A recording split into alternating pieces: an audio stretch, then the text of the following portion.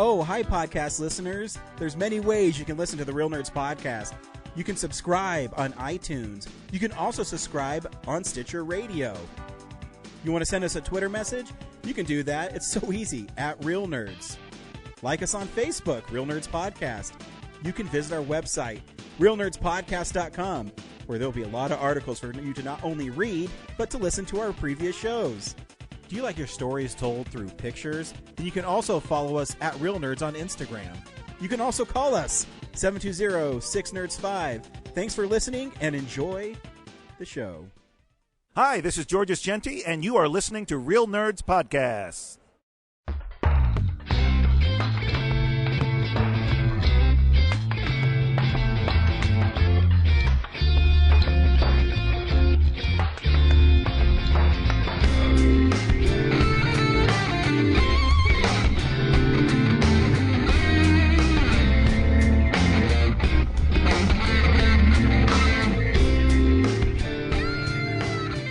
This is Real Nerds Podcast, unofficially the official podcast, Denver Pop Culture Con 2021 and beyond.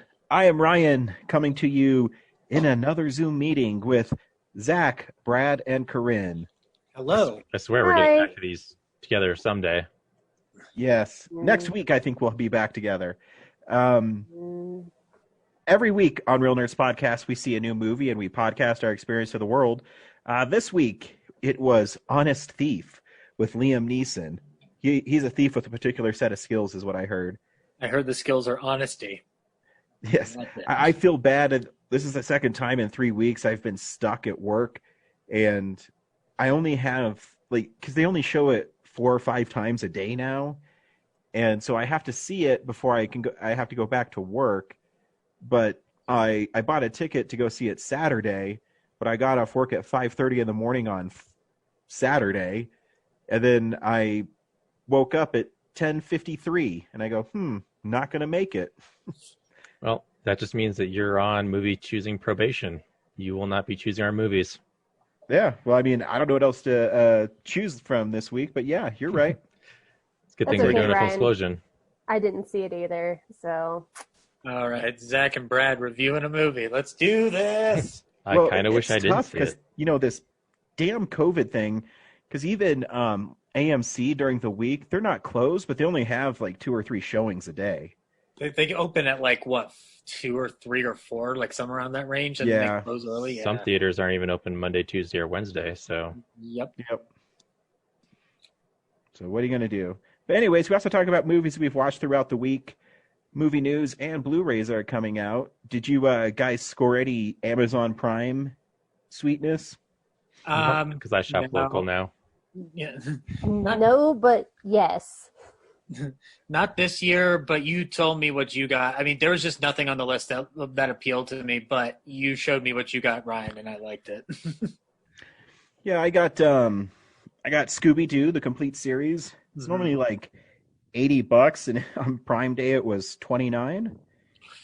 And I got the Marx Brothers remastered and restored collection for $14. So the only thing better would have been to shoot an elephant in your pajamas, and how he got in your pajamas, I'll never know. See, guys, that's a Marx Brothers jokes. Anybody out there? Hello? Yeah. Hello, kids. Kids, are you listening? Ha ha ha! I get it now. Yeah. See, Groucho Marx was fucking hilarious, and nobody else could top him. And yeah, I'll shut up now. I knew it. Anyway. So, hey, Brad, can we still visit stuff around town, or has things shut down? There's a couple things still going strong. Cool, well, take us. Hey, film buddies, follow me around Denver.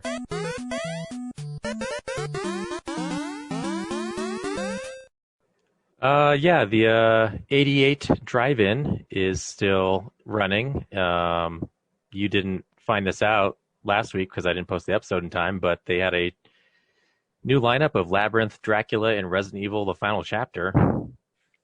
32 Dracula? Francis Ford Coppola Dracula. Oh, okay. The good one. That's good. We'll discuss that later.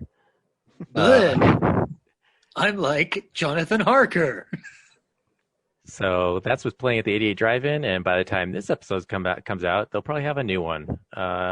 So Check your local listings. just go to 88, the number, drivein.net, and you can stay current and don't have to wait for me to post episodes. I think they're going to go through Halloween, so there might be a trunk or treat thing going on. I think Oh, cool. the owner was saying they wanted to do a It double feature again, but we'll see. Ooh. It double feature, and then The Shape of Water for the adults at night. I don't think they're going to. It's definitely going to have a family-friendly something in front of that because. Now, man, gotta watch some fish fucking. Yeah. I think the Holiday Twin has a lineup. They just haven't posted it yet, so they're still doing like concerts and things. So that's it. Yeah. Right on. If I'd posted episodes on time, you would have heard about the 48-hour film project screenings last week, and so you missed that too. Yeah, I ended up doing something on. I ended up having work on Thursday night. Otherwise, I would have attended. But I'm sorry. Did you not get the message that they were available Thursday, Friday, Saturday, and for the remainder of tonight? I did not get that message. So you have until midnight to jump in and vote for Spotlight. Okay. Well, And how do we do that, Brad? I will cancel all plans after this podcast. Go to watch.eventive.org and type in Denver 48 HFP screenings in the search bar, and A, B, and C will pop up. If you just want to watch Spotlight, go to B, pay $10, and once the screening is over, click on the block that has Spotlight in the scroll menu, and then go back to the screen and choose if it's your third, second, or first choice. I guess I'll do that tonight, and then I need to try to see if I can support the Albuquerque one because I know Chad was trying to get that promoted too. So yeah, I saw a post that said he wasn't getting the sales, which sucks because he took on the task of doing that, and that's it's something that I know he was trying to pass the torch on. So well, that's his home group now, so it's weird that people who made the movies aren't buying the tickets to watch their movies. So that is a little bizarre, but best of the luck in the world to Chad for taking on those things while doing his own podcast and such. So yeah. Cool. Anyway, that's what's going on around town, or what went on around town. Yeah. Zach, movie news is slim pickings this week. Why don't you tell us about it? It's real news. Well, guys, did you want a prequel to Grease? And did you want it to be a series? No. Well, too bad you're getting it, Corinne. And not only are you getting it, but it moved from HBO Max to Paramount Plus sign. Jesus. I still hate that name. There is money for this. You don't call it Grease, whatever. You call it Summer Lovin', and it takes place over the summer when Danny and Sandy meet. So, Ryan, that's what I thought it was going to be, and I don't know if that's really what it is, but the original name was going to be called Grease, Rydell High, which kind of seems a little redundant because we all know where they fucking go to school. But now it's called Grease, Rise of the Pink Ladies. So, yeah, it will focus on the rise of the jacket-wearing girl gang, the Pink Ladies, and track how Sandy, Rizzo, Jan, Marty, and Frenchie came together and how their reverence, fear, and moral panic they sparked changed Rydell High forever. Why do they call it Summer Lovin'? I mean, I think that's a better idea. Ryan, that kind of happened so fast, and I had me a blast with that little joke I just made. I guess my TV series title isn't very good. I would have loved a sequel series called Grease, Tell Me More. I think that would have been fun. But no, we're not going to get that. Nope. Zach, My Summer Lovin' didn't get very far. No. I didn't put up a fight. But moving on from Paramount Plus sign to Apple TV Plus sign, it looks like they're going to be putting out a new Peanuts special and a 70th anniversary documentary coming to the service, along with all the Peanuts holiday classics. So if you were wanting your Peanuts fix, you've got to go to Apple Plus. You Or know, you just own the Blu-ray like I do, and you're good to go. you know, we're going to talk about that and what we've been watching because I had a little bit of a rowdy bow with my folks regarding the Great Pumpkin, but we will chat about that later. This is not so much a news, but I just thought this was very adorable. There was this article that said that Adam Sandler was worried he'd ruin Punch Drunk Love, and he said apparently Paul Thomas Anderson told him he loved Billy Madison, and then that kind of got the conversation going. He said, but then honest to God, I was like 11 in the morning and I had nothing to do, and Magnolia came on, and I said, I think that's this kid's movie, Paul Thomas Anderson, and I'm going to go see that. It was sold out. I was in the front row and I was looking up at it and I was fucking terrified. I was going, oh, this guy is fucking better than me. I don't want to be in this. I'm going to ruin his movie. Holy shit. As we all know, Punch Drunk Love is an American classic that everybody adores, and they all praise Adam Sandler in one of his finest performances. So that's kind of a nice little thing. Shows Adam Sandler. You left out the part where he talked to Tom Cruise. Yeah, that is true. There was also the part of talking to Tom Cruise within that. So it was basically a Ryan story that only Ryan. That's a great story. Yeah, it is. I think the headline was clickbait for me because it said Ryan Frost, read this story. You're like, Jesus, that seems oddly specific. At the end of that interview, though, he did say "waggity-doo," and we'll move on. Ryan, you know that Texas Chainsaw Massacre reboot that we've been talking about and kind of all the shit it's going through. We got like a teaser poster for it, and it honestly looks like it looks interesting, but it also looks like it's just something to distract from the fact that they've been delayed on making it. You know, it looks like the Texas Chainsaw Massacre, the beginnings one. Yeah, with it's more color. Weird. It's weird, right? And it also looks super smeary and whatnot. I do think it looks creepy. It's kind of like, okay, but we've seen what Leatherface looks like. This can't. You're not offering anything new. But that being said, I'm still down to watch the movie because I think the only one I haven't seen is the most recent one, the not Chainsaw 3D, but Leatherface, and it was like them in an orphanage or something. I can't remember what the plot was supposed to be. I can let you borrow it. You own it? I do. Oh, you're more loyal than I am. No, you know, a lot of times I had really no desire to see it, but if you hold out on movies like that at Best Buy, eventually they'll drop to like $4.99. I think I felt burned after Chainsaw 3D because the moment she said "get him," cuz before the credits rolled, I was like, "Fuck this shit." Walked out. But yeah, no, we'll see what's going on with it. I rewatched the Chainsaw movies last week, and I enjoyed watching the first two. So we'll move on to another serial killer. Dexter's getting a revival at Showtime for a limited series. Michael C. Hall will be returning, and they're hoping to use it as a second finale to right the wrongs of the original ending, which, as anybody here besides me, a Dexter watcher? I watched a couple of episodes back in season 1. It wasn't really for me. Okay. Ryan and Brad? Yeah, I got a couple episodes into season 1. I didn't fall out because I didn't like it. I just lost interest. And then it dropped off of Netflix. Yeah, For I've sure. seen it, and it's okay. Yeah, I liked the first 2 seasons. I fell off, but then caught back up when they had the Trinity Killer. And then I fell off a bit, but I caught back up, and the ending is garbage. So I would love for them to kind of rework that because I'm not going to spoil it, but it's like there's an ending for Dexter in somewhere where he ends up that I just didn't approve of. I'm like, this seems like horseshit. But thankfully, they'll have a chance to kind of rectify that if possible.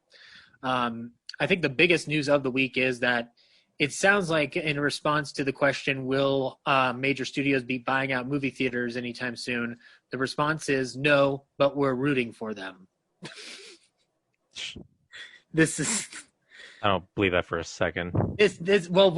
Ryan, I'm sorry, Brad, first of all, you're correct because like that when I read that, I was just like, well, this is a very telling statement because you're using pandering language, but also I was just like, this looks terrible. This is exactly what has been feared because of course they're going to deny it until they do it. So Best of luck as we pick away at your corpse. that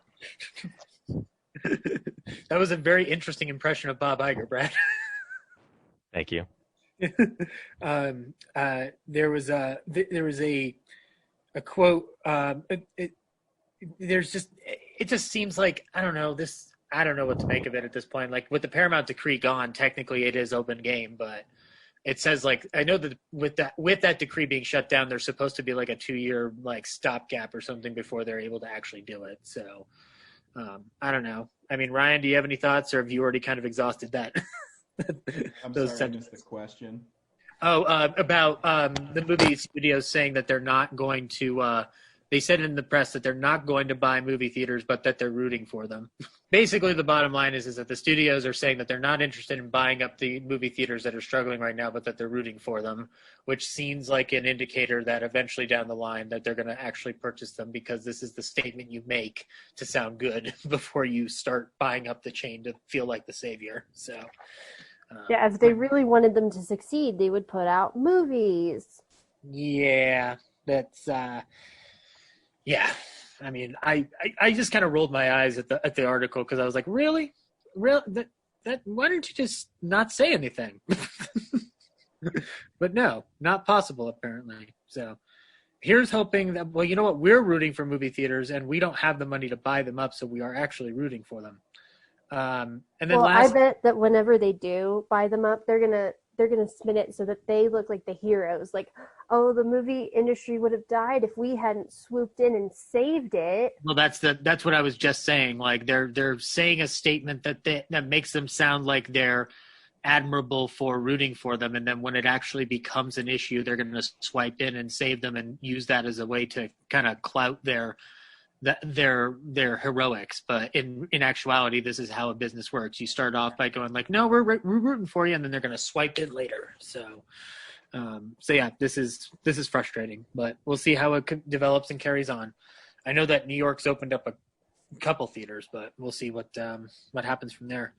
And then lastly, we had a death of another golden age Hollywood icon, Rhonda Fleming, a popular sex symbol in Hollywood westerns, film noir, and adventure movies in the 40s and 50s, died Wednesday in Santa Monica, California. She was 97. She was in such films as A Connecticut Yankee in King Arthur's Court, Gunfight at the OK Corral, and she was in a Bob Hope movie that I like called The Great Lover. But yeah, she was she was very much a Technicolor queen because she had that striking bright red hair. And but yeah, 97, life well lived, and she will be missed. Ryan, have you seen a Rhonda Fleming movie before? Maybe. I don't know. Refresh me on what she's been in. She's mainly been in a lot of stuff in the 40s and 50s, and like I just said, Connecticut Yankee and King Arthur's Court and The Great Lover. But she, sorry, I was trying to pull up the rest of her filmography because I haven't watched that many things with her, but the one I remember her from was The Great Lover. I'm trying to see if she did anything with Cary Grant that I'm not aware of. Out of the Path. She is in Spellbound, but she's not in it for very long because it's one of her first credited films. So yes, Ryan, you have technically seen a Rhonda Fleming movie. She's the patient at the beginning. Oh, okay, yeah. Yeah. And then also The Spiral Staircase, Pony Express in 1953, Slightly Scarlet, Out of the Past with Robert Mitchum. She had a long, nice, interesting life. So I almost forgot she was in Spellbound until Secret History of Hollywood posted an obit for her, and I looked her up, and I'm like, oh, that's right. That's her first real credited role. And they talk about in the documentary in Spellbound how she how like that was her first movie. Like they talk about it for like a brief like little separate feature. So yeah, but anyway, that's news unless I missed anything. There is one more piece of news, not good. Jeff Bridges has announced that he has been diagnosed with lymphoma. He announced it on Twitter a couple of hours ago. He said that although it is a serious disease, I feel fortunate that I have a great team of doctors and the prognosis is good. I'm starting treatment and will keep you posted on my recovery. Yeah, I would not like to see Jeff Bridges go this year. That would be rather depressing on top of everything that we've already had to deal with. I do not to bring up a film that James doesn't like mentioned on this show, but I would not like the dude to go that way. Yeah, that's news. Hey, what's coming out on Blu-ray next week? We're gonna tell you. DVD releases and Blu-rays. Well, Brad, you're getting Back to the Future, the trilogy in 4K, right? Just as soon as Best Buy's website switches over from shipping to buy in store. Okay. Well, while you wait, because you've got a chance to get, looks like some pretty neato steel books out of this too, because they all form the DeLorean in different time frames. So I'm actually going to get the book version. Really? Yeah, because I have the Blu-ray as a steel book, so I think I'll have to switch it up and do kind of the cardboard sleeve book version, just a little more compact and different. Right on. Well, you got to have some variety in your collection. That's why I have a steel book of Halloween, a regular of Halloween, and two box sets of Halloween. So I understand. Ryan, this is the one that I wanted to ask you about. The Paramount Classics, as we know, has been putting out some of their other films in new transfers. They did To Catch a Thief, they did Airplane, they did Pretty in Pink. Why is John de Bont's The Haunting on this list of things we needed to restore? Because Owen Wilson loses his head in it. Oh, wow. That's right. I forgot. Wow. Well, if you have never seen 1999's The Haunting with Liam Neeson, Owen Wilson, then... And Catherine Zeta-Jones. Catherine Zeta-Jones, Lily Taylor, and Bruce Dern for like a hot second and a half. You can pick that up on Blu-ray if you'd like. I do like the design for the cover, but I don't remember liking that movie at all. Has anyone done a YouTube video of that scene from The Haunting where he does get his head knocked off and just put the wow sound instead of like a skull crushing sound? No, but I'll look for it. Brad, I think we've got a mission now. Yeah, I'm going to start editing it right now. This is what the Real Nerds has been building up for 8 to 9 years now, is to fucking make this video. That's how we finally blow up. Oh, wow. Owen Wilson's going to be like, yeah, I really like your podcast. You really put my role in The Haunting into new perspective. It was like, wow. Come on, Liam, we got to get out of here. Wow. Wow. It trails off. It has to trail off. Yeah. And then it looks like Shout and Scream are coming out with some things. If you've never gotten Pumpkinhead on Scream Factory Blu-ray, you can now get it in a pretty neat-looking steelbook, I gotta say. That looks like a lot of fun. And since I don't own Pumpkinhead on Scream Factory's edition, I will probably pick that up. And from Shout Select, you can pick up Adaptation, the Nicolas Cage movie that I haven't watched in a while, but I'm worth a revisit for it. There's a new Tremors movie called Tremors Shrieker Island. Coming to Blu-ray and digital. If you want to check it out, you can. There's a Gregory Peck movie coming from Criterion called The Gunfighter from 1950. I have not seen this. Ryan, maybe this is one we need to pick up blind and watch it, because Gregory Peck's fun to watch. Every day. Yep. Oh, yeah. And then Kino Lorber is putting out Outside the Law with Lon Chaney and Priscilla Dean. It's a Todd Browning film. If you haven't seen it, it's pretty good. And then Boris Karloff in The Ape from 1940. Ryan, this looks like fun. It's a man. It's a man who I'm assuming is supposed to be the Karloff character, in a white mustache but brown hair, and then an ape is behind him behind bars. I have a feeling this ape is up to no good. Nice. We will definitely have to see what happens. And then some more Todd Browning from Kino Lorber is Drifting from 1923. It also includes the movie White Tiger, and this has Anna May Wong in it. And she's an actress that if you have not looked up, you should look up. She has a very interesting career in Hollywood. And then Picture Mommy Dead from 1966 with Donna Michi, Martha Meyer, and Zsa Zsa Gabor. This is I'm curious. I want to see this plot here. There's no synopsis for Picture Mommy Dead, but I like that title, and Don Amici is really cool. So I will. He can break dance when he has alien powers. Fun fact. And then Mickey's Christmas Carol is getting a Blu-ray release. Yeah. Ryan, is this one you'll be picking up, or do you already have it anyway? I already have it on Blu-ray. Okay, well then this is one that I could pick Well, up. I might be picking it up then. Corinne, why don't we both pick it up and then we'll compare our copies. You should. It's a wonderful. Oh yeah, short. That's one that the video we used to have a video rental place in our local Safeway, and we would rent that and the Simpsons Holiday Special, which was the first episode of the show.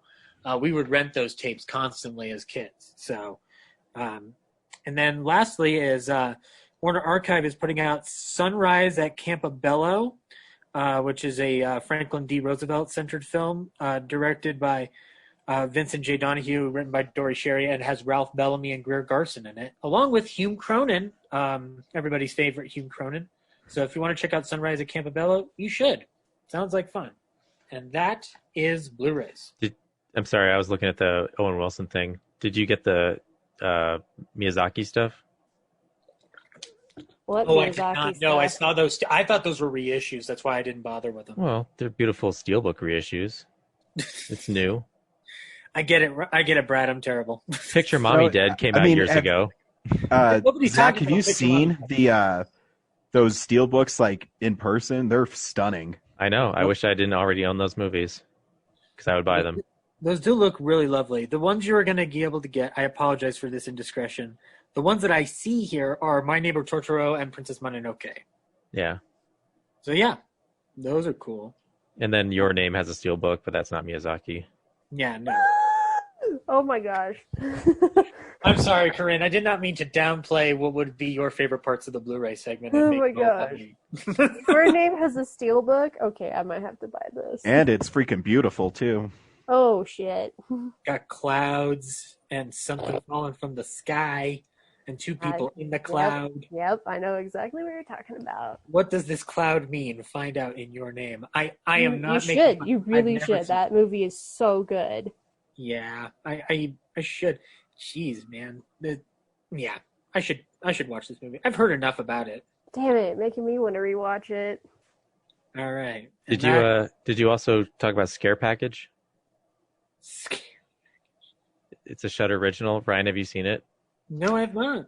Yeah, I have. I actually have it coming because it's one of the movies I saw at Telluride Horror Fest last year. Was it good? Yeah, it's pretty fun. Such an endorsement. I mean, it was the best movie I saw there. It's an anthology, and it's pretty funny, and it's pretty gory. The cover when I looks get good, it, you so can I'm borrow curious it about if it. you'd like. Yeah, I'd like to check it out. The cover looks great. Oh yeah, it's pretty great. I mean, it's obviously low budget, but it has a lot of horror icons in it, and the stories are pretty funny. The director of it went on to direct a couple more movies. I haven't had a chance to watch him yet, but he has one called Beyond the Peldor, and I mean, it's a fun movie. I'll let you check it out for sure. It's one of those things where I pre-ordered it because it was only $12, and I wanted to support an independent filmmaker that had it show at Telluride. Yeah. Kind of my thing, because I also got one that I saw there last year called Porno, and It's an anthology, Ryan? Scare Packages. Yeah, that's what I meant. Yeah, Scare Package. Yeah. All right, cool. Yeah, it's Noah Seekins listed on there. That's If you don't know the rules, you'll never make it out alive. Ooh. The big horror icon in it is Joe Bob Briggs is in it. I need to catch up on Joe Bob Briggs, but I haven't touched my Shudder account in a while, so but he's fun. So I'd like to see this movie now. Parasite Criterion comes out next week. Next I will say that when I saw that at Telluride, they have 3 places now where you can see films, Mhm. and the biggest place you can watch it is at in the high school. They opened up the or it's not. I guess it's a performing arts theater, something like 500 seats. And when I went and saw the Scare Package there, it was jam packed, and people were laughing and cheering and stuff. So it was a pretty fun experience. Yeah. Ryan, are you a Joe Bob Briggs fan? He's all right. Okay, I didn't know if I was the only one here who had watched him or not, because since it's on Shudder, I didn't know if you were. Well, I used to watch him because I'm way older than you, Zach. I used to watch him. He was on USA. He's on TNT. Really? Okay, I don't know much of his history beyond like what I've seen on Shudder. So, but I like him. So. I mean, Brad's old enough. I used to watch him on USA, and after he would come on, there was like some like girl in a nightie who would be USA Up All Night, and they would show horror films on that too. I thought he was on TNT. Or maybe TNT. You might be right. I can't remember. There was a USA Up All Night, but I thought he was on TNT. Which God. I spotted him like flipping through channels, but I never I wasn't really into that stuff then. So This is why I love listening to old folks tell old stories from the olden days, because it just They used to only show movies on cable. And cable was just a bunch of screens that you had to flip through, and you didn't have little titles come up and tell you what's the lineup for the whole, next Wait, Brad, did you days. used to stop on the TV Guide channel and watch it to see what was coming up? I used to all the time. You Okay, had a now TV Guide channel? Yeah. I'm not that old that I'm not that young that I don't remember the TV Guide channel. That's not explicitly to you guys. It was like channels 1 through 13, and then like 14 through 17 were just static and like blurry, distorted HBO, and then it was like 40 through 80, Disney and Comedy Central. Yeah. I remember Comedy Central being like 23 or 28 for us, but anyway. Yeah. Yeah, you had to flip through each screen to see what was on. You didn't just like bring up a guide that told you where to find stuff. Hold on, keep talking about this old shit while I give you a soundtrack. And then you just stop somewhere. Yeah. And you accepted what you found. Would you call all this channel switching and flipping around surfing? Like, were you surfing on that thing? It can be described as surfing. Like, it's not like liquid, but that's a good slang term for it. Yeah. Okay. Gotcha. It's kind of like spinning the dial on your radio. I gotcha. I only understand things in radio terms, so I have to connect the two somehow. So in radio, it's wavelength surfing. Yeah. No, it's dial surfing is what they would call it. So, but anyway, that's news and Blu-rays. All right. Time to tell everyone what we've been watching this week. So, this is the stuff we've been watching. Corinne, I'm going to start with you as long as it's no fucking Blacklist. If you're going to say Blacklist, I'm just going to skip It you is- this week. Yeah. So I actually don't have a lot. I've just been watching Kim's Convenience. Just finished season 3, so I have one more season to go. It's still a really good show. I do feel like season 1 really stood out in terms of just like uniqueness of storylines, and now I think in like season 2 and 3 they've started to move into kind of typical comedy tropes of like, oh, the classic misunderstanding between like this thing and this other thing, and it's like, oh, okay, but the characters are so likable that you just keep watching, and I think this cast is phenomenal, so I highly recommend everybody check out Kim's Convenience on Netflix. I'll report back with season 4 next time. And then I watched Pride and Prejudice with Zach. We did a commentary for the 2005 version with Keira Knightley and Matthew McFadden. So that should be coming to the Real Nerds stream very soon. Yeah, I still gotta sit down and get it all laid into the track and whatnot and make sure that everything sounds okay. But it was a fun time. This is really Corinne's chance to let her knowledge run free. So it was a lot of fun getting to sit in on it. And it's kind of amazing how fast that movie went by too. Yeah, it was actually that movie's 2 hours and 8 minutes, and it does fly by a lot faster than than I remember it being when I rewatched it for a couple weeks ago. But I think also part of it is, since we're talking, that's also kind of helping the time fly. But I will say that if we do another costume commentary, as I've been kind of calling it in the editing file, that it needs to be one where we're not doing it over Skype and whatnot, because that was the only difficulty in the whole proceedings. But yeah, no, it was a lot of fun. And as always, Donald Sutherland, amazing. Yes. I had a lot of fun. It was my first time doing a commentary, and I would definitely like to do another one, especially if we do another costume, like period drama movie. Yeah. I really like our idea of doing the 90s version of Sense and Sensibility with Emma Thompson and Alan Rickman in them. It gives me an excuse to watch it because I feel like I'd seen it before, but when I looked at the listing on it, I'm like, I don't believe I've seen this. So this is going to be a chance, and this is an Alan Rickman blind spot from me, so this will be fun. Oh, he's so good in it. Oh my Fair gosh. enough. Now I want to watch it. So then the last thing I saw was I watched the most recent episode of the Inuyasha sequel series, Hanyo no Yashahime, and oh my gosh, this show is crazy. We are 3 episodes in, and like everyone from the main cast is still mysteriously disappeared. Although the theory was like, oh, why isn't anybody around? Why isn't anybody talking about them? Like everyone's memories must have gotten erased. And it's like, no, nobody's memories got erased. Well, actually one character, but they addressed that. But anyway, it's so weird and complicated, and I don't have time to explain it all, but just know that it is both equal parts exciting and frustrating for me. So it's kind of like my new Blacklist. Although I love it a lot more.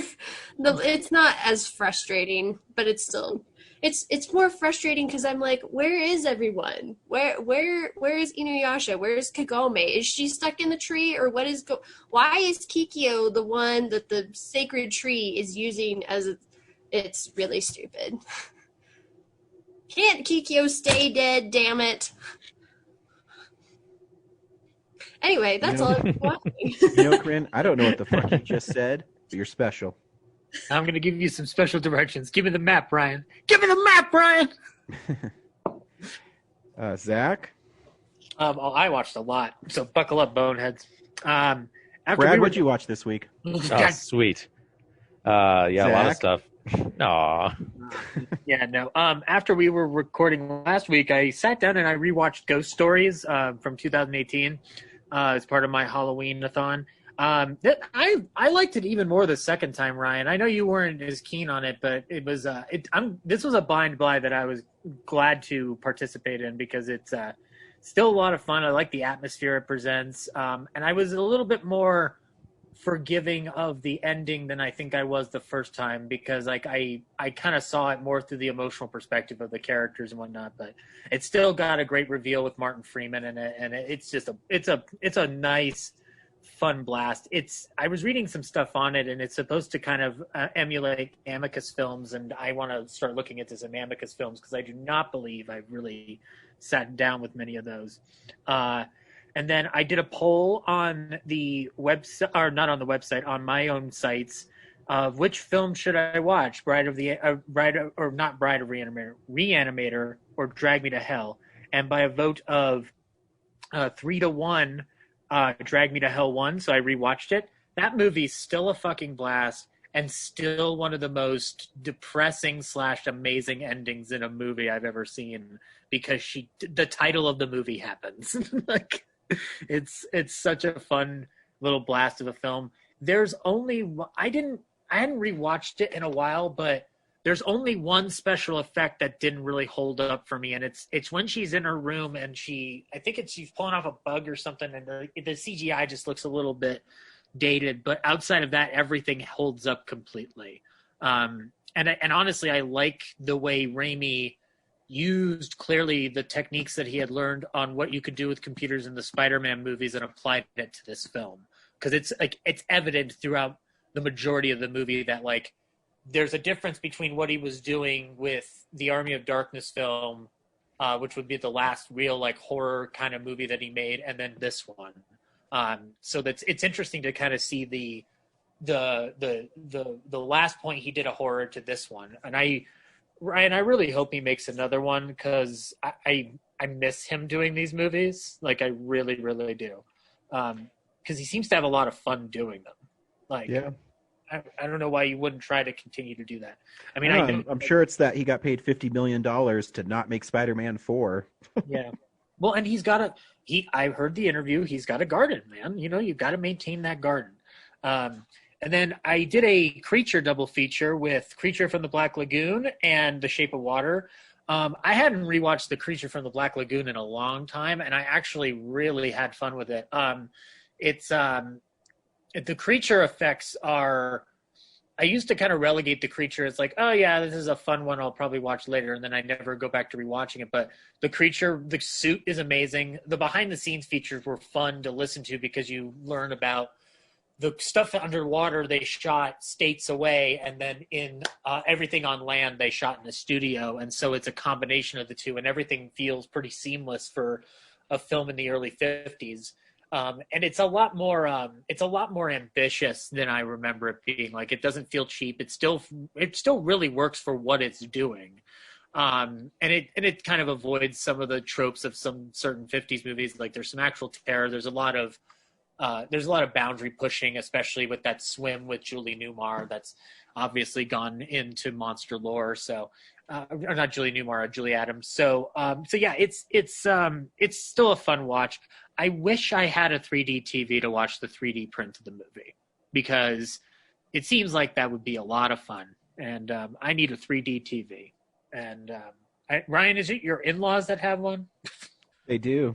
I'm going to break into their house. All right. No, I'm not going to. I just really want to watch that movie in 3D. I kind of wanted to do it for House of Wax as well. And then I rewatched The Shape of Water, which I haven't watched in a hot minute, and that movie's still really good. Did you think it might not be? Well, no, I had it at number 2 on my 2017 film explosion list, but I hadn't really rewatched the movie since the couple times I saw it in the theaters.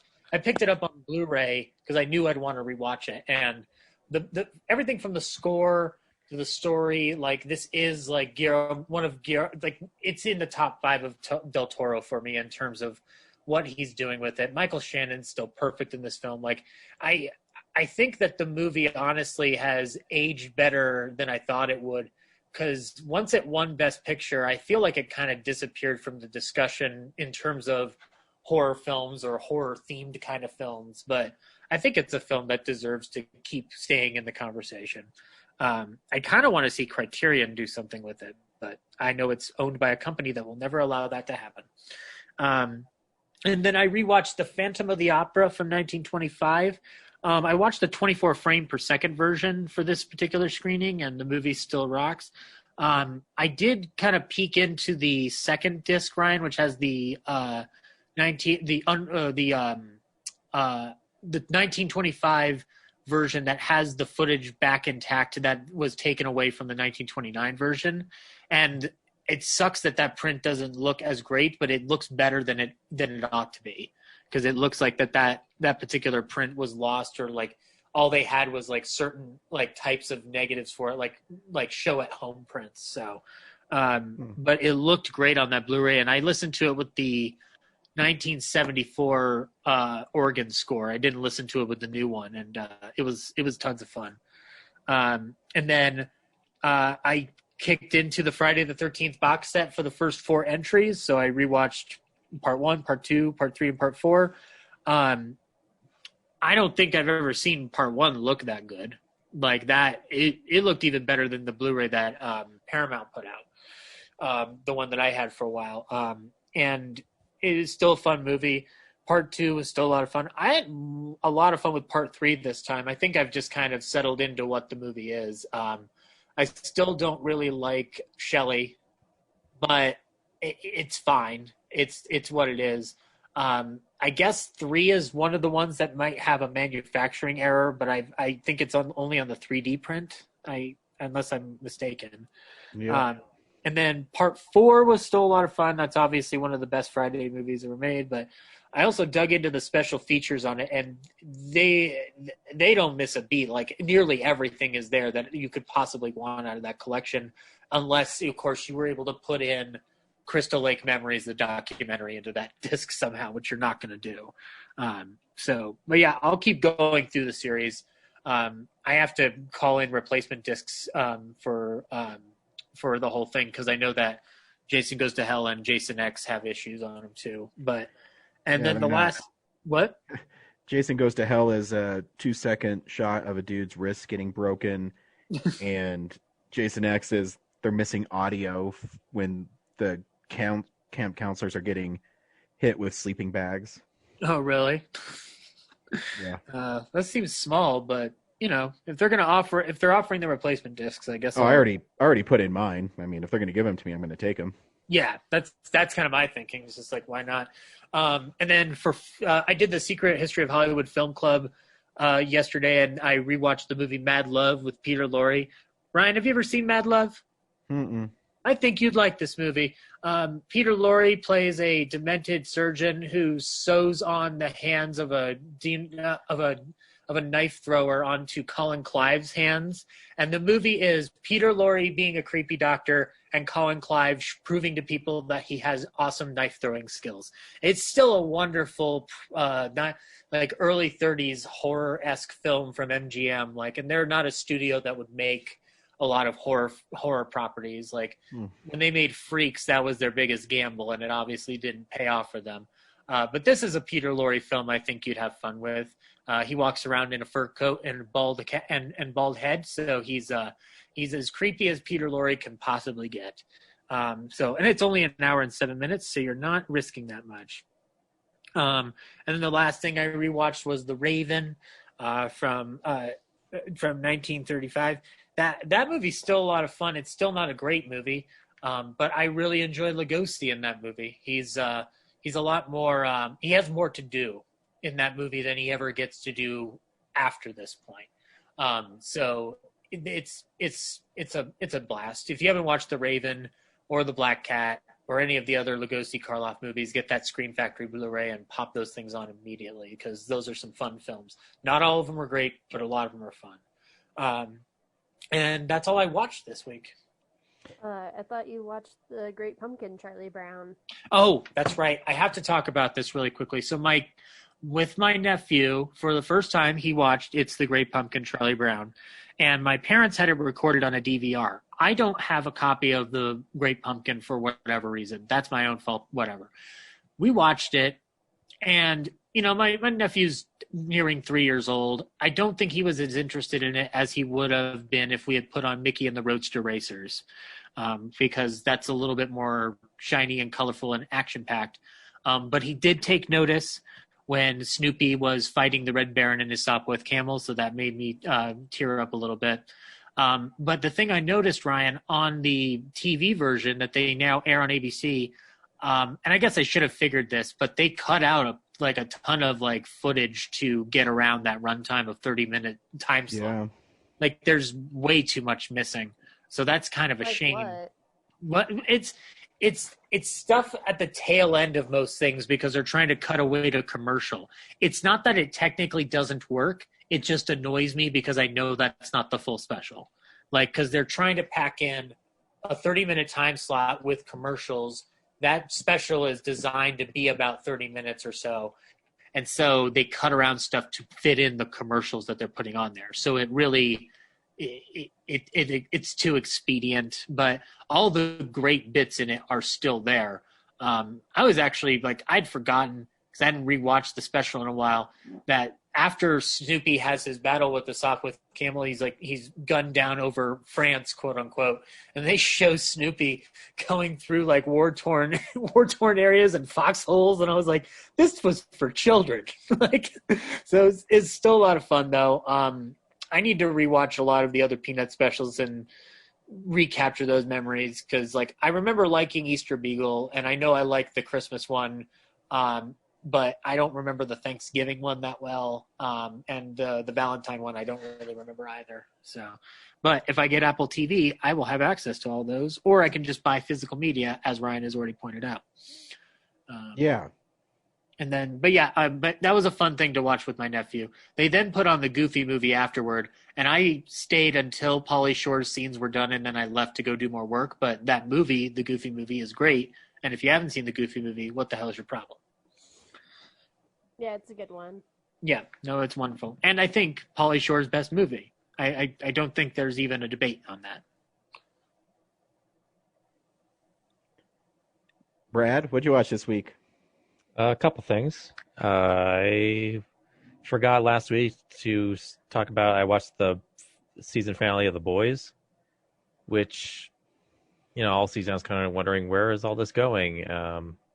And I thought it wrapped up pretty well. Like all the threads came together in a satisfying way, and I'm surprised they found a way to put Homelander in check. So it's going to be interesting to see what they do in season 3. And if you aren't watching that show, you better be sometime soon. Yep. Don't get too excited, guys. Well, I've I never haven't seen checked the it out show, yet, so I so don't know how to that's not interject. I've heard that The Boys is supposed to be good. I need to sit down and watch it. This is what I say about most TV shows I hear about. Yeah, it's the second season is very relevant to the current times. Ah, neat. Wait, is this season 2 or season 3? Season 2, they're working on season 3 to come out next year. Yeah, I still have to write it, Corinne. That's why season 3 isn't out yet. I mean, they're all in a graphic novel on the shelf somewhere, already written. Right. So they just have to be made. So I think I'm going to start checking out the comic, see what's coming up, because I need to know what's going to happen next. Who knows? Amazon might pull a Netflix and just cancel it, even after greenlighting it. Yeah, well, it feels like Amazon lets their stuff try to win an audience first before they. Yeah, they toss it. probably won't. It's like their first show to beat Netflix's numbers. So, so I watched that. And then also on Amazon Prime, I started watching, I was sitting around thinking, man, I haven't seen a Nicholas Winding Refn film in a while. What's he been up to since The Neon Demon? When's that Too Old to Die Young show coming out? And it's been out for 2 years. As 8 feature films disguised as a series. I have only gotten through 2.5 of the 8 so far, and it fully leans into every Nicholas Winding Refn trope that he is celebrated for.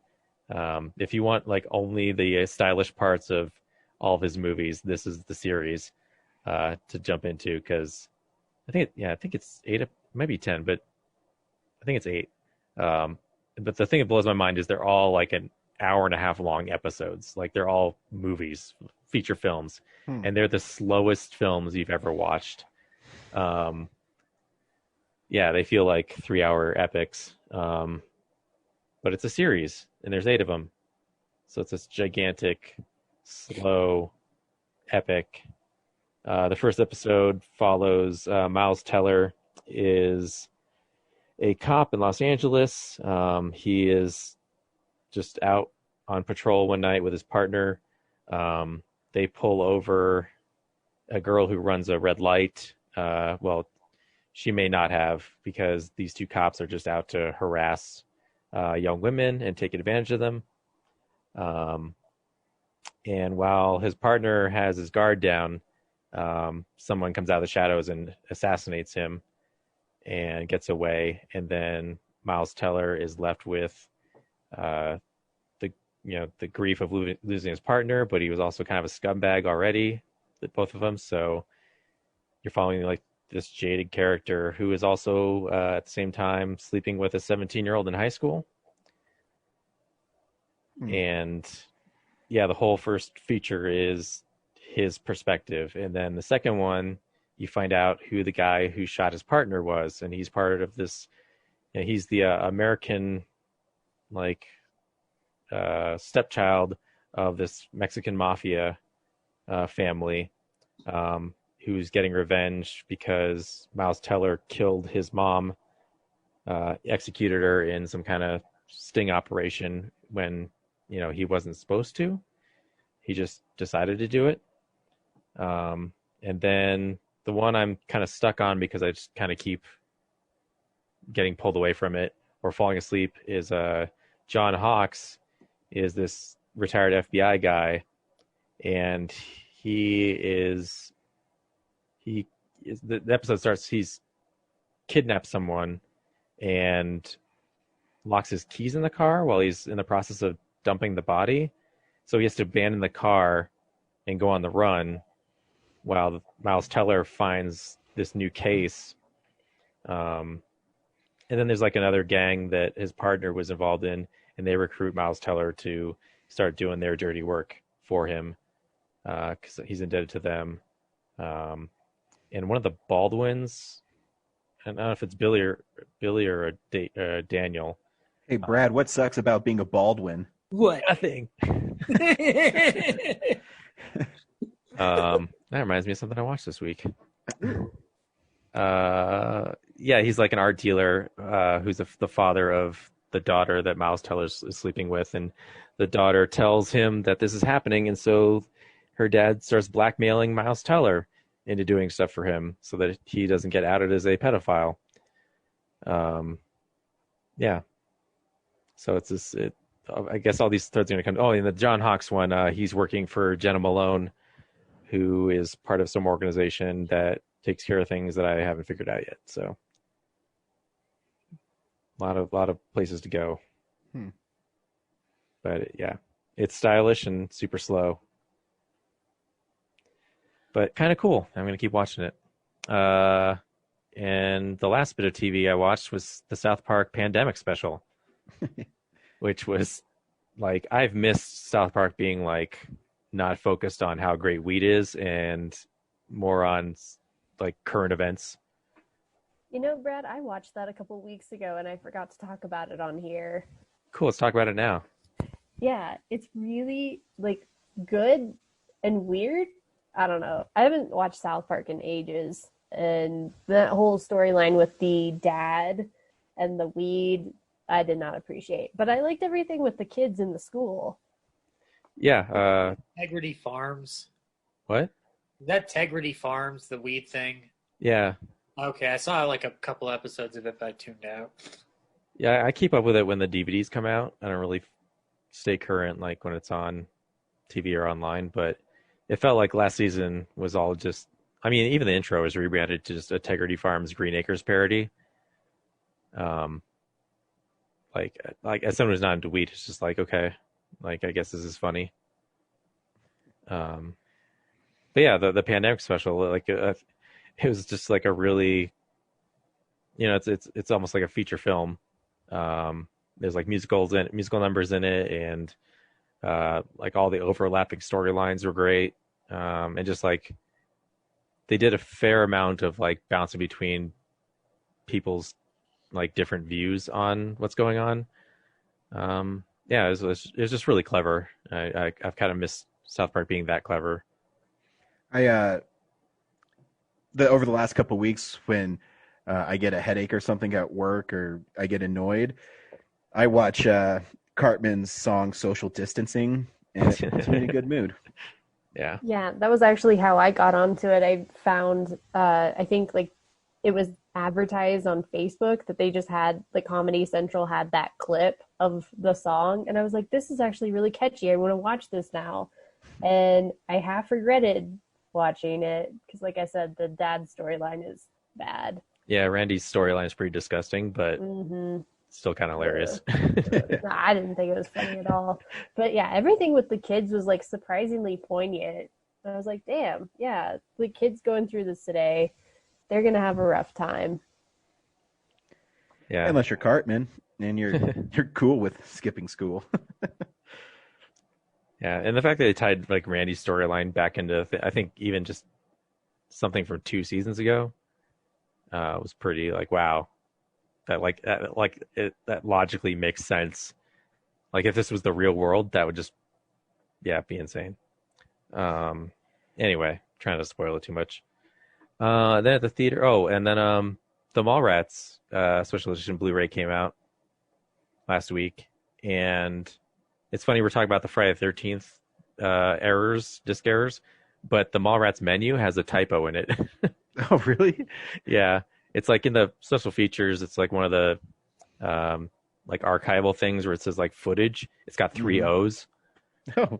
So I forgot to screenshot it, but yeah, I posted a picture on Instagram showing that like I never noticed that until now that, you know, Brody Stink Palm's Brandy's dad, but then he later shakes the hand of Stan Lee when he goes back to the mall.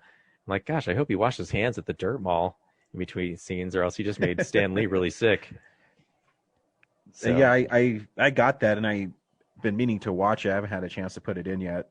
It's the first Kevin Smith movie I ever saw. I remember I saw it at a cast party when I was in high school, maybe in '97. And Did you just say you saw it at a cast party? yeah, I used to be in theater, Corinne. Ooh la la! You got Ryan the big shot here. Well, Brad can attest. I used to be leads and plays and everything. Speaking of I used Grease, to rule the theater department.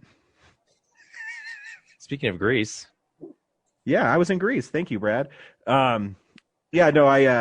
So that's when I started loving. And who Kevin did Smith you and, play in Grease? Extra. I played mechanic Vince number Fontaine. Ooh, really? Yep. I don't know who that is. Are you ready for my radio voice? Do it. Here we go. Hey, it's the main brain, Vince Fontaine, kicking off another top 40 countdown here. Yeah. That's just like I remembered it. that did my heart good, Ryan. Thank you. It was funny. Our drama teacher says he likes to cast people in roles that they think they are, and so he cast me in the role of the perv. So that was really awesome. Thanks. Oh man, I got cast as an executioner in Comedy of Errors. I'm gonna kill people. Are there any videotapes of your theater career? And he also cast me as Tybalt in Romeo and Juliet, so he thinks I'm an perv asshole. Is basically what he thinks I am. I was gonna say, didn't Vic Fontaine just grab ass that whole scene? Yeah, he was really weird. Like that's a really inappropriate character for high school. Right? Yeah. What are you gonna do? So yeah, not play Vince Fontaine apparently. Yeah, so Mallrats. I didn't watch the film. The menu looks great, so I want to put the Universal Blu-ray up against to see the visual quality. But it looks like the Arrow one's just like RoboCop. It just looks fantastic. Yeah, when I read the tech specs of it on Blu-ray.com, it sounds like Arrow went back to more of a film look to it, where Universal scrubbed it digitally a lot. Yeah, I imagine that. Yeah. Mm-hmm. But yeah, I watched the special features. There aren't too many new ones. Most of them are just Kevin Smith sitting at his office desk, like he's podcasting, kind of relating stories. They do have a tribute to Jim Jacks, which I don't think is on the Universal one. It's probably because Jim Jacks died after that release was made out. So yeah, and then there's one with just Muse alone talking about his experience on Mallrats.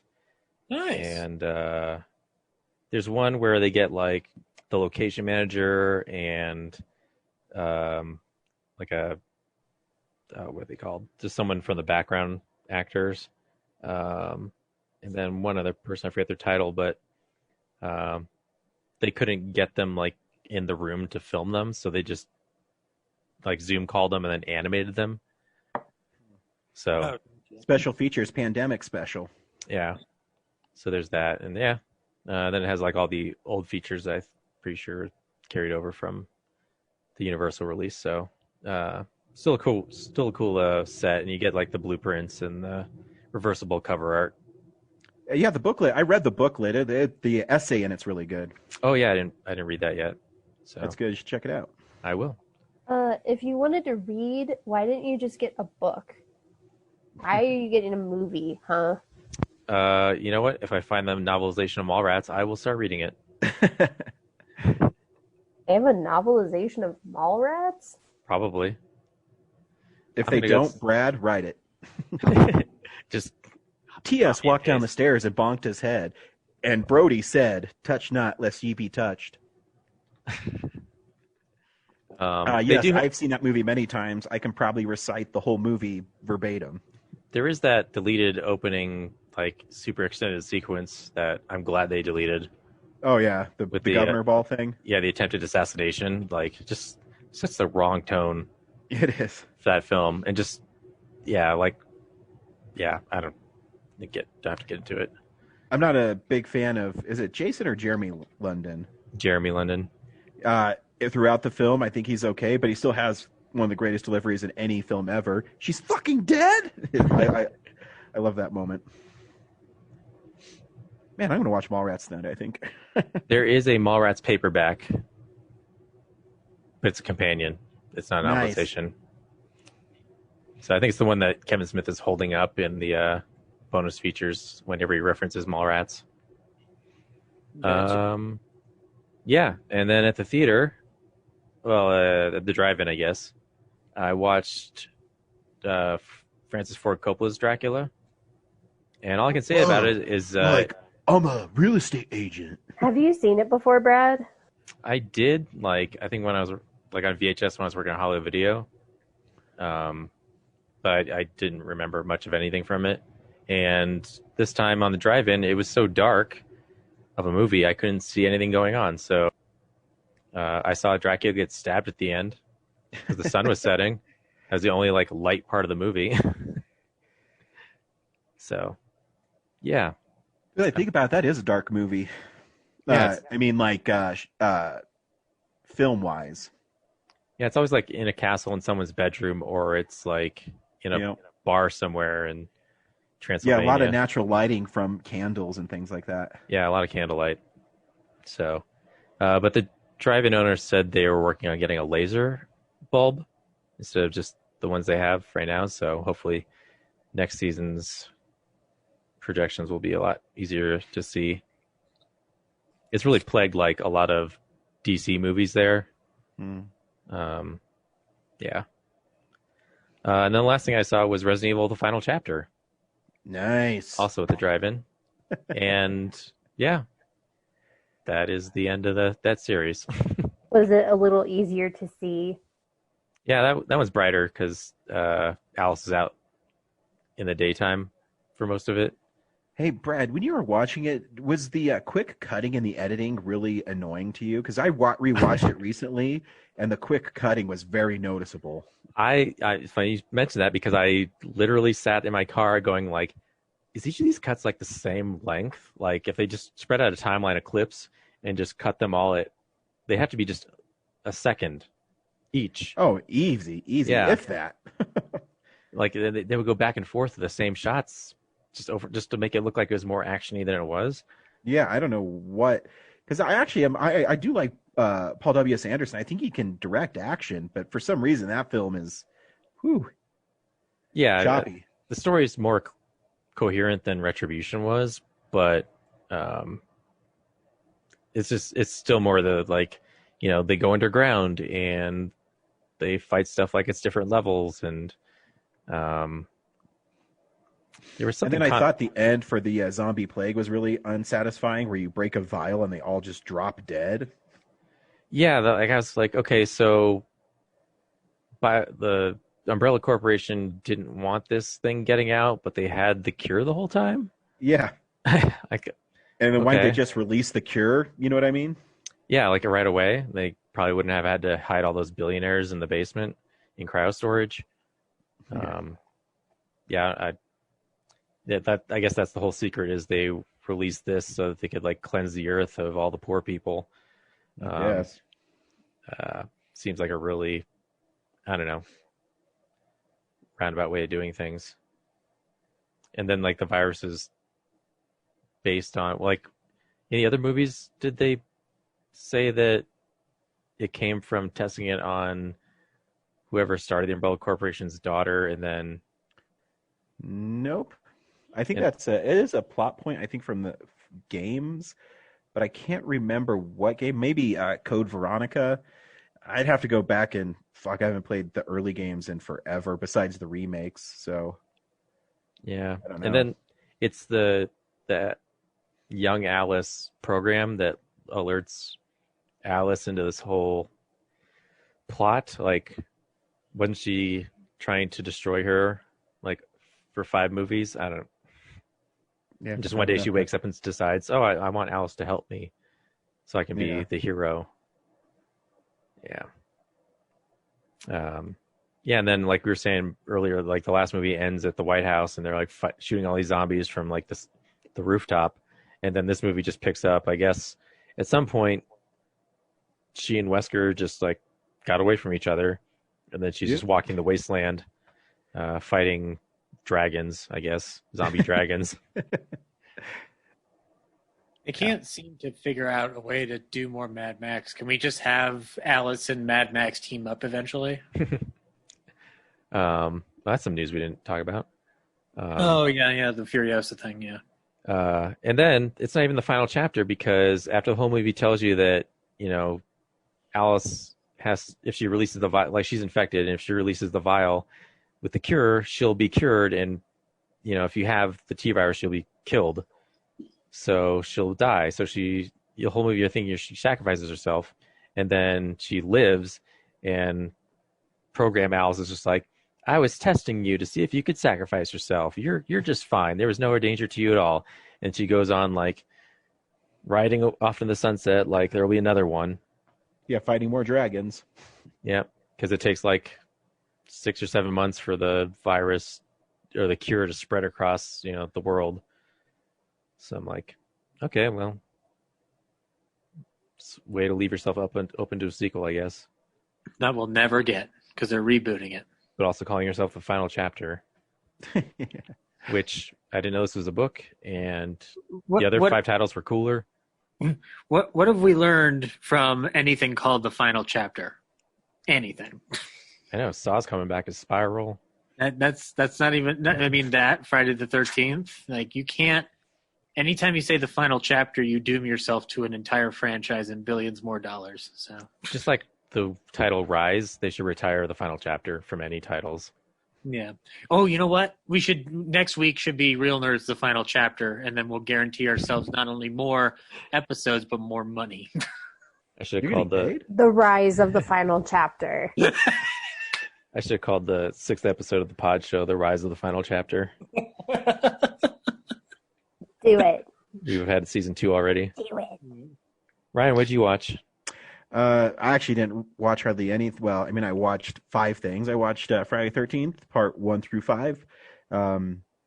Yeah, I really have fun going back and watching them.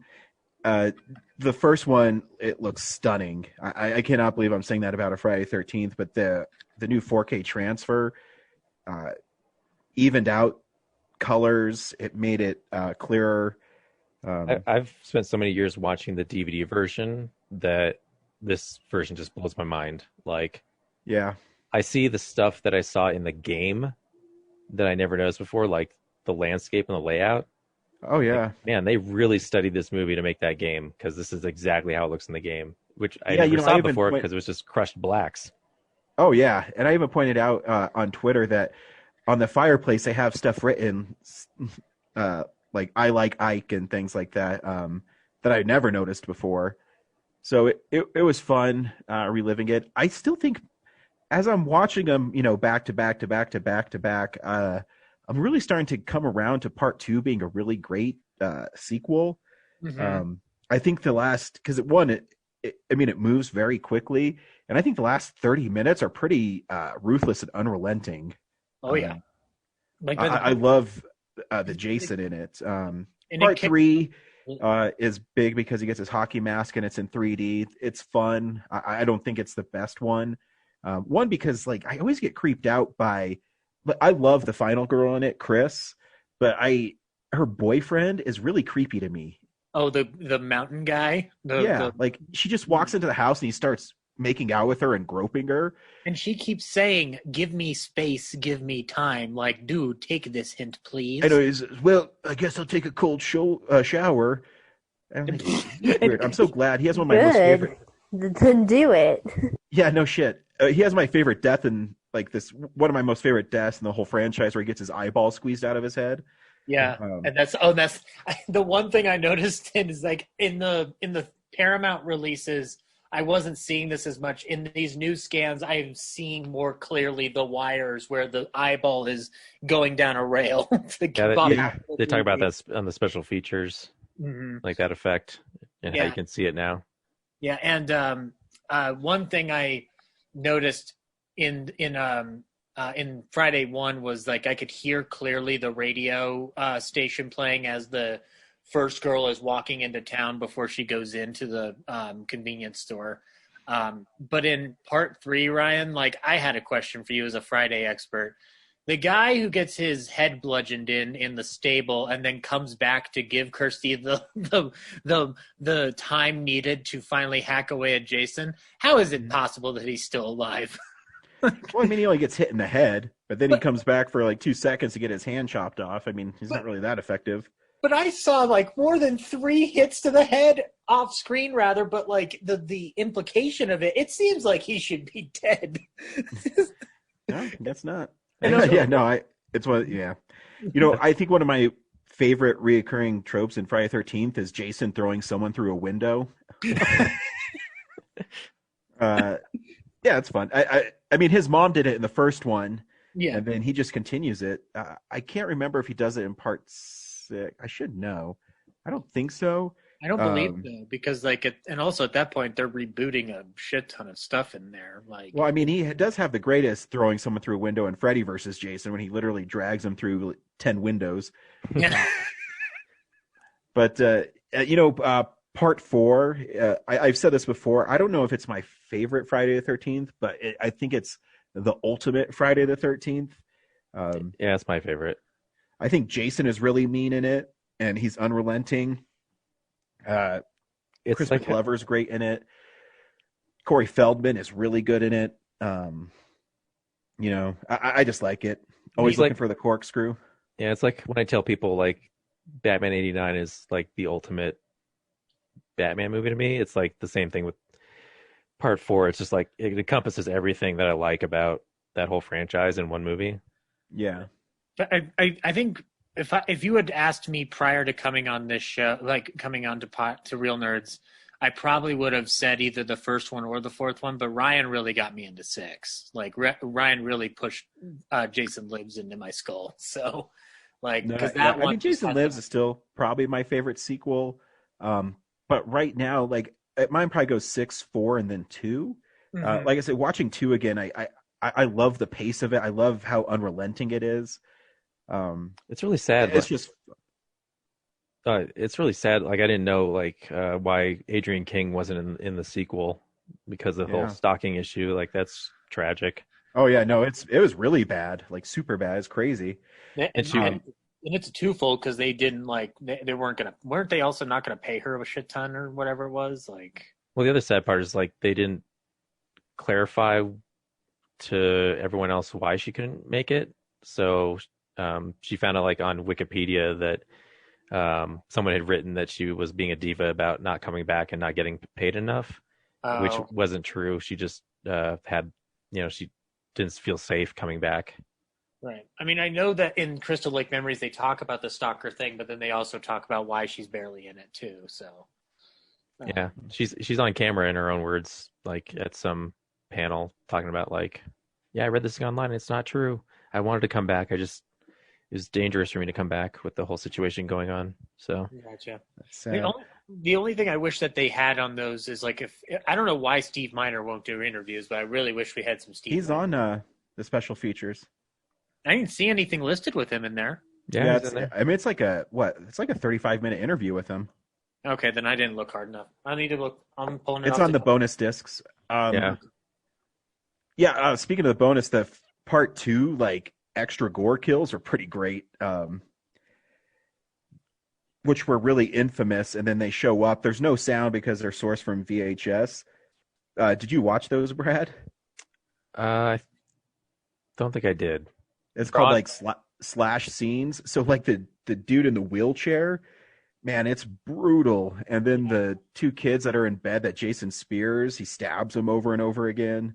Mhm. Is it a special feature on the 2 Blu-ray? Yeah, it's on number 2. It's Yeah, called slash scenes. Is that the one where the like cop gets hit in the back of the head with a hammer? Yeah. Yep. Oh, I must have been looking away. Yeah. No, I watched them, Ryan. It's amazing that they even have them. Like that's That's great. that's astounding.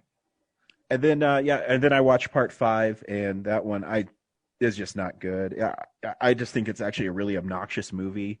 Mhm. And but I will say it's not remastered at all. But now that it's on a Blu-ray of its own, it gives it more room to breathe. The best part is at the end when Tommy's looking at, and his imagination is materializing Jason in front of him. Mhm. The makeup on Jason is really great, where they added in the scar from him getting his hit in the side of the head with a knife, and so that looks great. The rest of the movie is I can do without. I try to watch that movie once every couple years, and every time I do, I always say, why am I putting myself through this fucking movie?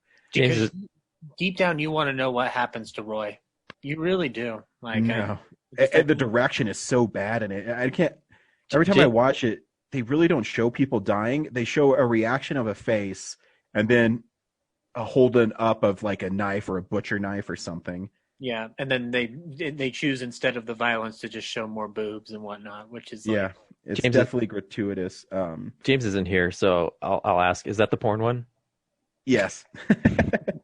Wait! No, this is the porn one on the boat in space. That's right. I remember. Love it. So yeah, I'll probably finish the rest of them this week, and that's all I watched this week. Wait. This week, two of the nerds went and saw Honest Thief. God damn it. Brad, should people see Honest Thief? I hate you. Keep making me pay for movies I don't want to watch. Well, hey, I said we could stream something, and you said no, we should go to the theater. Because I thought we were all going to watch the movie in the theater. If I know only two of us are going to do it, yeah, I would pick a streaming movie. Yeah, Honest Thief. It's not the worst thing I've seen all year, but it's definitely kind of the most questionable motivation type movie I've ever, like, why was this movie made? I want to have this get made to answer why this movie was made. Don't you think Liam Neeson's tired of playing the same character over and over again? Not if you get paid to, I guess.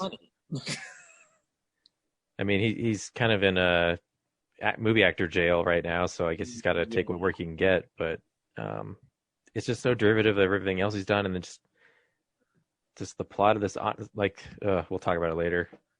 What he says to, like, justify himself being the hero. I'm just like, oh my God, who wrote this?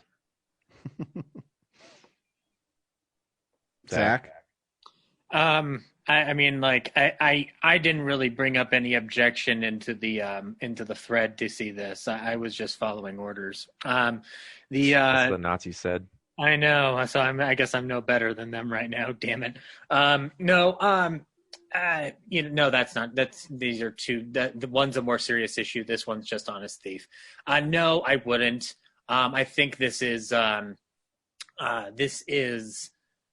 quite possibly the worst thing I've seen in the theater this year or streaming this year. I rolled my eyes more than I care to imagine throughout it. This is not I know why this movie was made, because there's a market for it. I'm just astonished that it's as pedestrian and just flat out boring as it is. Like, this is a boring movie. And we'll get into it, because, like, I hate when I'm able to predict every single thing. I don't mind being able to predict a few things, but I predicted every turn in this movie. Is like, I didn't have to go to the theater for it. I could have just guessed the Wikipedia synopsis and then read the Wikipedia synopsis. And he looks like he's just bored to tears in this movie. So yeah, don't go see this. Here's the trailer. I've robbed 12 banks in 7 states. I have a little over $9 million in cash. And no one knows who I am.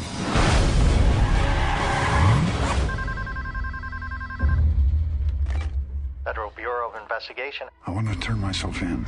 I want to make a deal. What kind of deal? I hand over all the money I stole in exchange for a reduced sentence. It's important. And what's so important about it? I met a woman.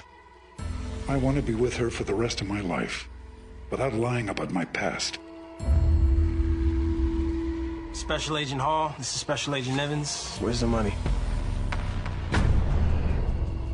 The man is telling the truth. We can take this money for ourselves. Let's do it. Whoa, I'm turning myself in. FBI, open up. What exactly is going on? His real name is Thomas Dolan, former Marine, demolitions expert.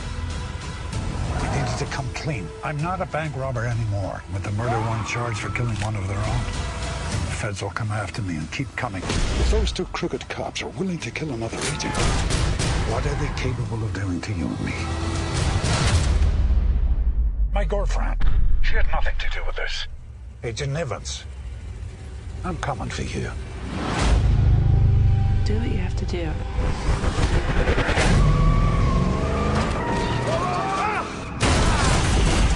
Knowing how to blow stuff up, that's pretty cool. Evans. I want to clear my name, which means I need a full confession from you. 5, 4, 3, 2, 1.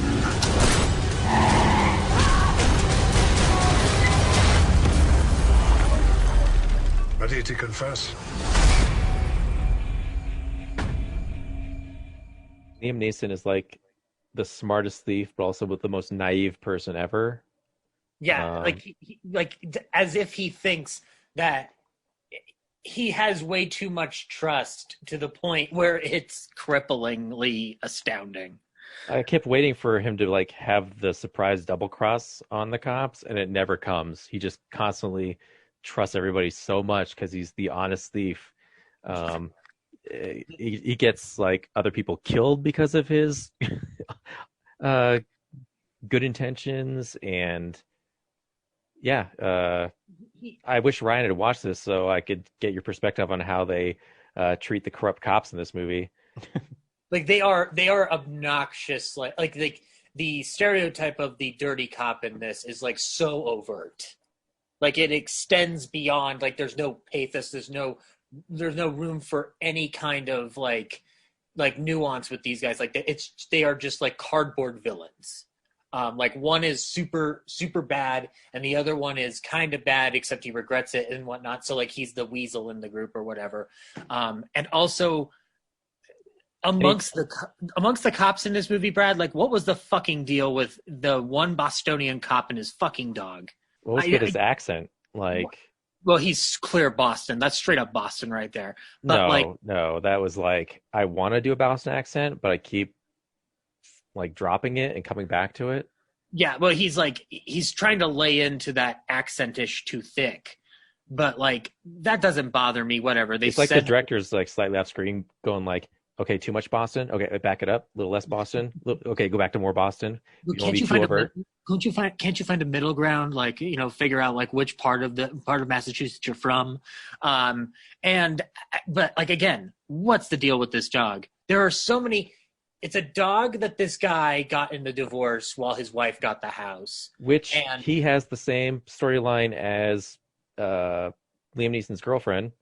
Yeah. Kate Walsh. Like, so I'm like, okay, when are those two plot lines gonna coalesce? That would have made sense. It would have been like convenient, but I would have been like, okay, that's something. Except it's nothing. It's literally nothing. So why am I cutting away to multiple shots of this dog looking sad? Yeah, what kind of dog is it? It's like is it a corgi kind of deal? I don't know. No, it's like, not a corgi. It's a Shih Tzu. Sorry, so it's Shih Tzu thingy. Yeah, I think it's a Shih Tzu. Yeah, it's a Shih Tzu thingy. So, it's not even like a cute dog. Oh, it's a cute dog. I mean, Shih Tzus are cute, but this one's kind of like I'll say the Shih Tzu's the best actor in the movie because he's doing exactly what he's told to do, and he's actually making me believe he's a cute dog. So I guess props to the Shih Tzu dog in this movie. He definitely warms the audience's heart when this film desperately needs it. When he's looking down at after everything's wrapped up in the final shot, and he gets the envelope with the confession from the cop that played along with him after he beat him with a hammer. He's listening to the recording, and then there's a shot of the dog looking and tilting its head, and I'm like, why are you cutting to this in the middle of this scene that's already redundant? I think this movie was just trying to fill its runtime. Like, I will say this about the film. It went by super quick. So it's not like I was sitting in a 2 to 2.5 hour emaciated mess. Yeah, it's like the script was, there's the story of a thief who means well, and he's only a thief because he wants to get back at the system for ruining his dad's life. And he does the stealing for the thrills and not so much the money. Like, he's never spent any of the money he's stolen, so he's a good guy. And then they're like, okay, this is a pretty generic script. So the producers are like, okay, well, we can put these pieces together. We get Liam Neeson on it. People will think it's a Taken style movie. Those are successful. Then get it out there and we'll make our money. and Yeah. that's it. It has all the trappings of like the moment I saw the trailer, I was like, this feels like a canon movie. Like that just canon came from the grave and made this film, and Charles Nah. Bronson wasn't available. Not that cheesy. No, but because you're right, because that's what I thought when I saw the trailer. When I watched it, I'm like, oh no, this is just a sloppy ass mess. Like it's not even fun. Like there's nothing like. All the car chases and like shootouts are super pedestrian. Like it's nothing. There's nothing to it, and I don't know. I just kind of felt like I feel like the entire course of the film is just like everybody's like super. There's nobody's like. Everybody's on super extremes, like either they're super good or they're super bad, and there's no like middle ground or like indication that Liam Neeson like actually has a dark side. Like they try to justify every single thing he does, and it's just like there's a shot of him just making home explosives, and Kate Walsh goes like, "It's pretty cool," and I'm like, "This is gross." Like he's making his own IEDs. Like that's kind of a weird thing for your boyfriend to be doing. But Well, we find out that it's just a dud. yeah, I He's know. never going to blow it up. I know, but still kind of a weird line to have it like just going like, yeah, let's titillate the audience with more love of making IEDs at home. But Well, when they actually show up to Jai Courtney's house and she's like, watch this explosion, like, what you do is actually really cool. it's just I'm actually kind of turned on by this. it's like why? And also that scene in the playground when she's saying you need to be honest with me, and he's clearly not understanding what it means to be honest in a relationship actually means. Like I was kind of dumbfounded in my chair at the Alamo going like, what is this movie? Yeah, I agree, Brad. How Did This Made should get this.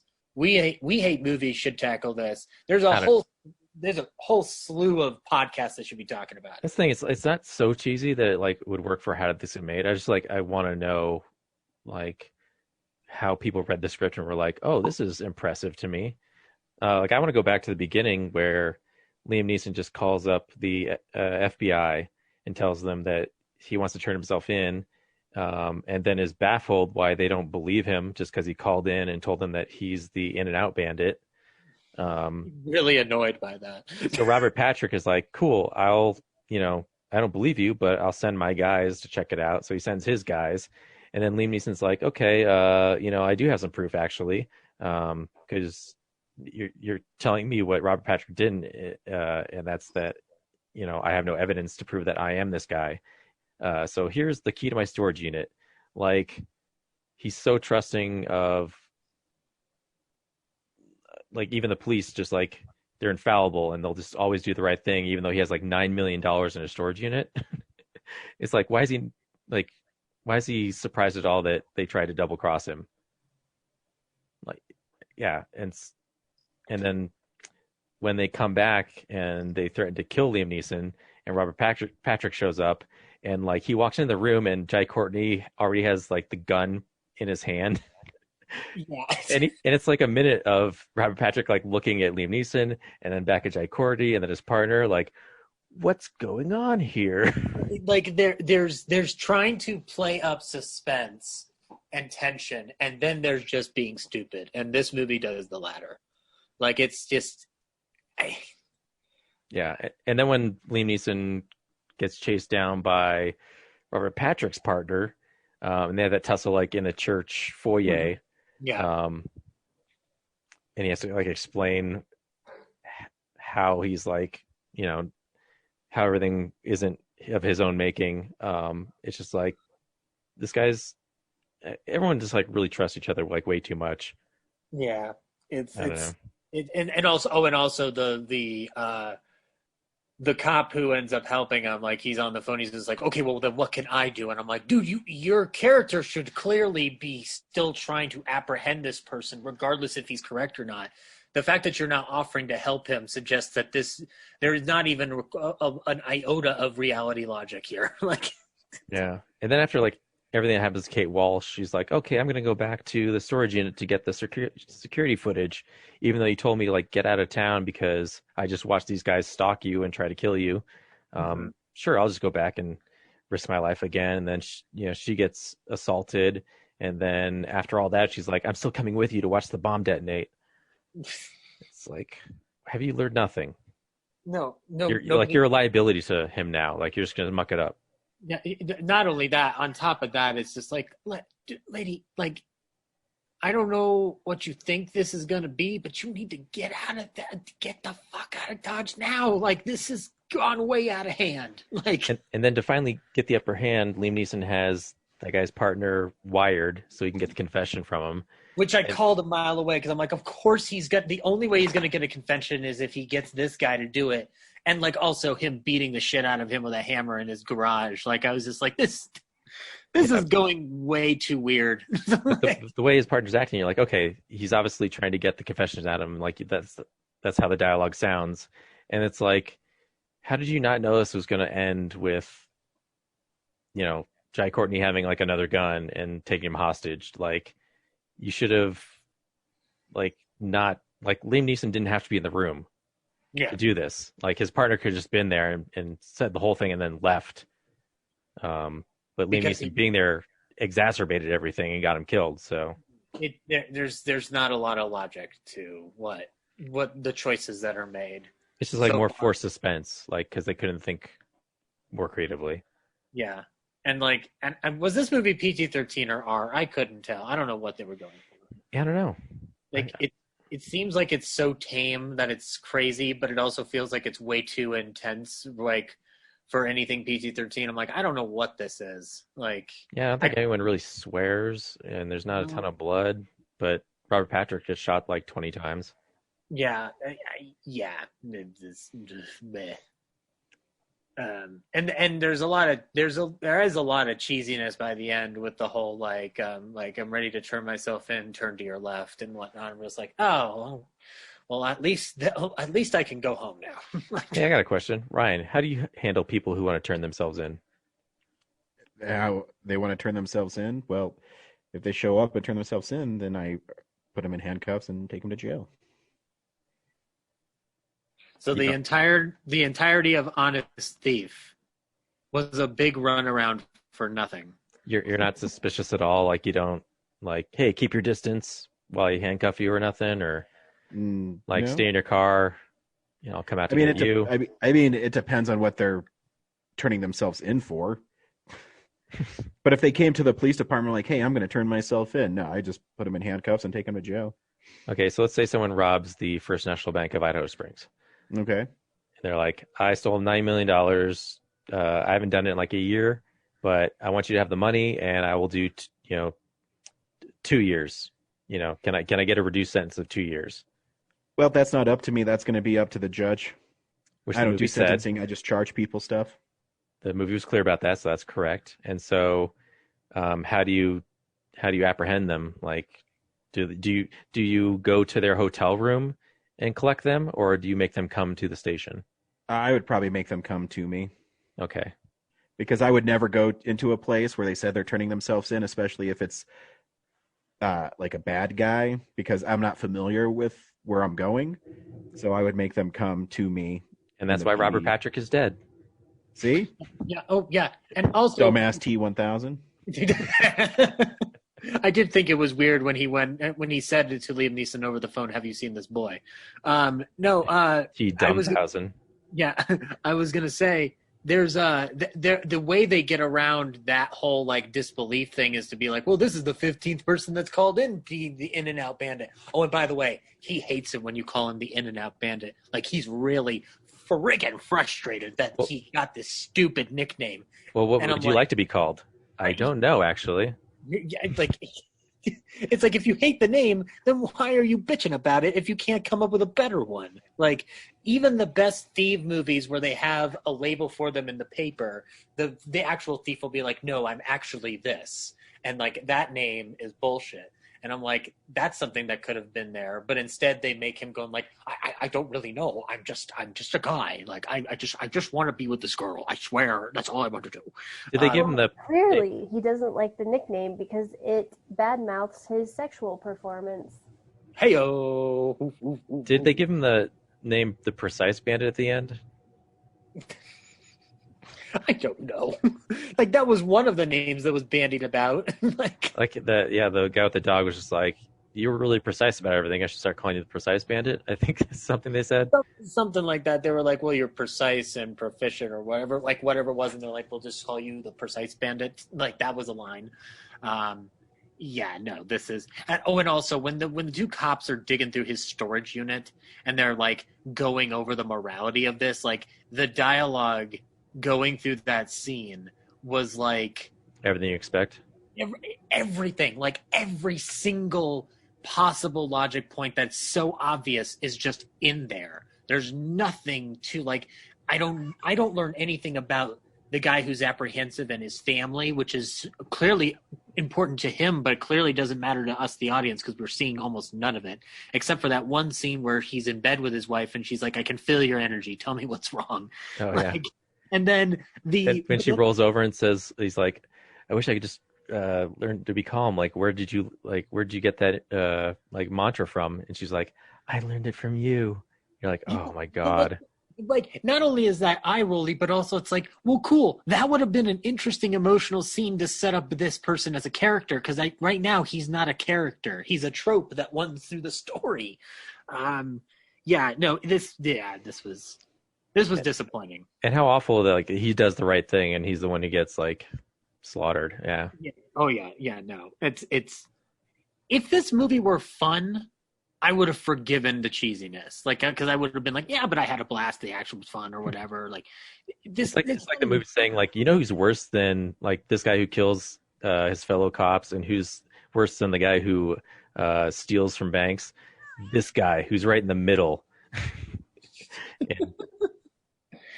For a moment in his life, he does one bad thing and gets the worst of it.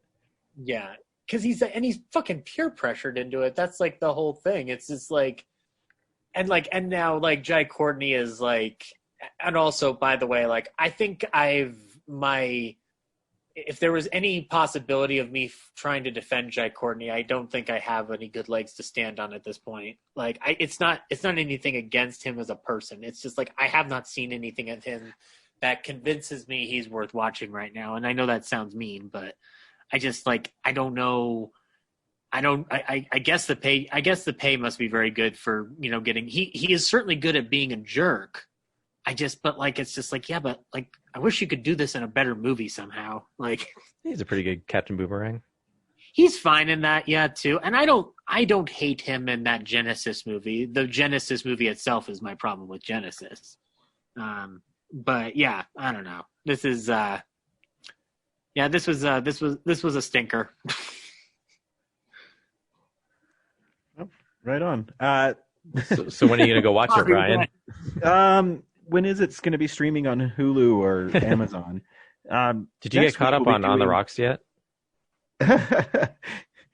Next week we'll be doing Filmsplosion 2010. So send us your list for your favorite films of 2010, so we can share them with you. And yeah. Thank you guys for taking that one for the team. Until next week. Brad and I have to go to our emotional support group for people who have watched Honest Thief. Bye. Bye. Bye.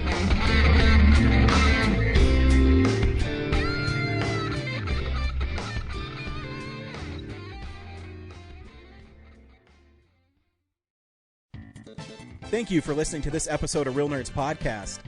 Real Nerds Podcast is a production of Nebulous Visions Multimedia. Thank you to Sparks Mandrill and Plan 9 Studios for our kick-ass theme song. Also, if you're in the Denver area and you're looking for a cool place to see movies, we see them at the Alamo Drafthouse in Littleton and now also in Sloan's Lake. Thank you to Colorado Coins, Cards, and Comics for supplying us with all our comic needs, especially you, Andrew. You know who you are. And a big shout out to James's mom. I'm giving you an electronic hug that you can feel through the airwaves. Thanks for listening, and have a nice day.